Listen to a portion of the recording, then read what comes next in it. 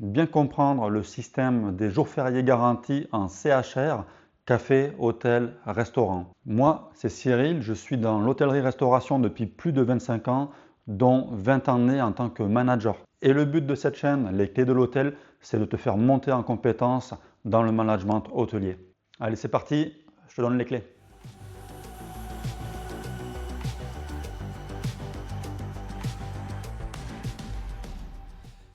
Dans cette vidéo, je vais t'expliquer comment comprendre le système des jours fériés garantis de façon claire et simple et je vais te donner tous les outils dont tu auras besoin pour mieux les gérer. Premièrement, on va voir ensemble qu'est-ce qu'un jour férié garanti. Ensuite, on va voir quel est le cadre en termes de droit du travail, donc qui peut prétendre aux jours fériés garantis, qu'en est-il des salariés en temps partiel, etc. Troisièmement, on verra un cas de figure très concret en prenant l'exemple d'un salarié. Et si tu restes jusqu'au bout de la vidéo, je te montrerai en fait une petite astuce pour mieux anticiper et pour mieux gérer les jours fériés garantis. Alors, qu'est-ce qu'un jour férié garanti? Encore une fois, dans la convention collective café, hôtel, restaurant. En France, tout d'abord, on a 11 jours fériés garantis légaux. Et la convention CHR impose aux employeurs de garantir 6 jours fériés à leurs salariés. Ces 6 jours fériés garantis peuvent soit être chômés, soit être compensés en jours de repos, donc on parle alors de jours fériés compensateurs, ou bien alors ils peuvent aussi être payés, donc rémunérés aux salariés. Attention au 1er mai, il ne rentre pas dans le cadre des 6 jours fériés garantis. Celui-ci, s'il est chômé, il sera rémunéré et s'il est travaillé, il sera payé double. Donc tu l'as compris, un salarié disposera donc de 6 jours fériés garantis plus du 1er mai. Quel est le cadre légal?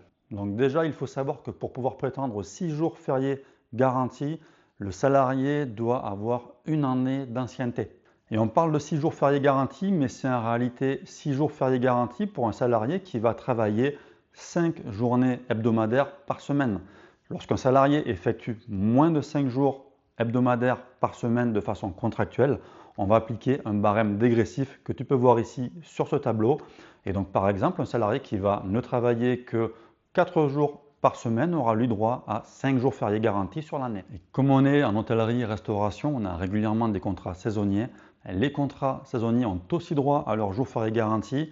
Par contre, tu l'imagines bien, on ne va pas partir sur une année d'ancienneté complète pour ces salariés, mais on va parler de 9 mois d'ancienneté.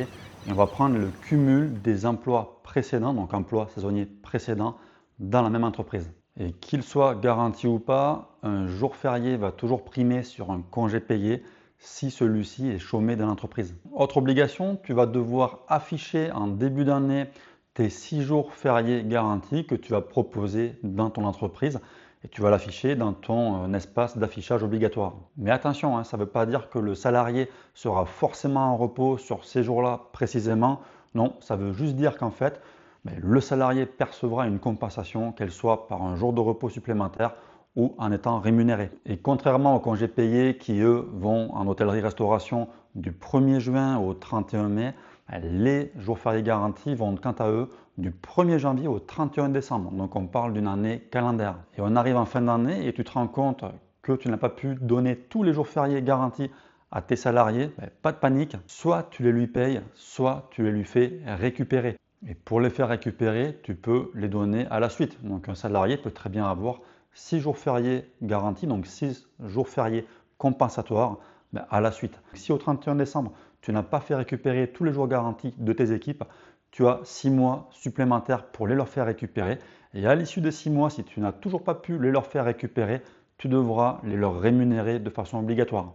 Et en tant qu'employeur, c'est toi qui vas décider quels jours fériés seront garantis ou non garantis, quels jours fériés seront compensés ou rémunérés et quand est-ce que tu compenseras ces jours fériés-là. Donc voilà pour le cadre légal des 6 jours fériés garantis en café, hôtel, restaurant, donc une convention collective spécifique. Mais maintenant, si tu fais le calcul, tu vas me dire qu'il y a quand même 11 jours fériés au cours de l'année.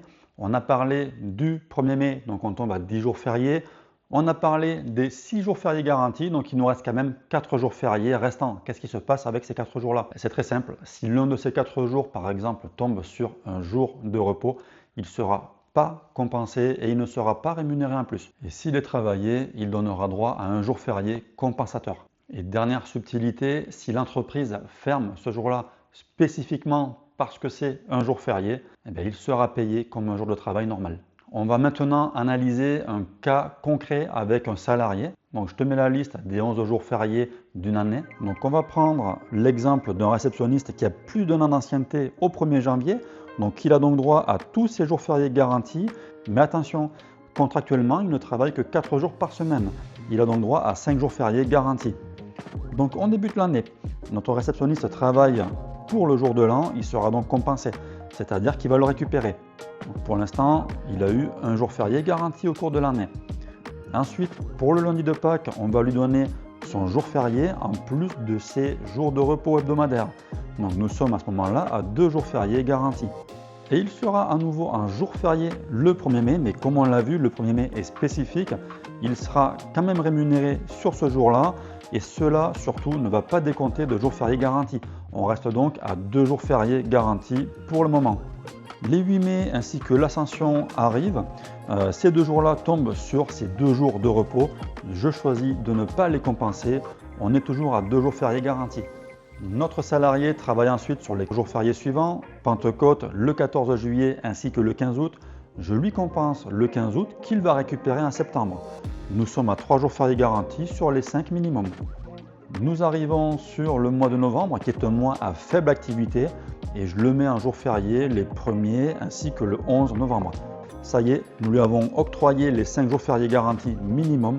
Notre obligation à ce sujet est respectée. L'année touche à sa fin, on arrive maintenant sur le mois de décembre et notre réceptionniste est prévu d'être en repos hebdomadaire le 25 décembre qui est un jour férié. Donc pour nous tout est bon. On n'a rien à faire à ce niveau-là, on lui a déjà octroyé tous ces jours fériés garantis. Pour lui, c'est un jour de repos hebdomadaire normal. Mais voilà, quelques semaines avant, j'ai une demande de groupe sur cette date et je dois modifier son planning. Mon réceptionniste va devoir venir travailler ce jour-là tout en ayant ces 3 jours de repos hebdomadaire sur la semaine. Je lui dois donc ce jour de férié. Donc là, à ce moment-là, j'ai 2 options. Soit je le lui paye, soit je le lui fais récupérer.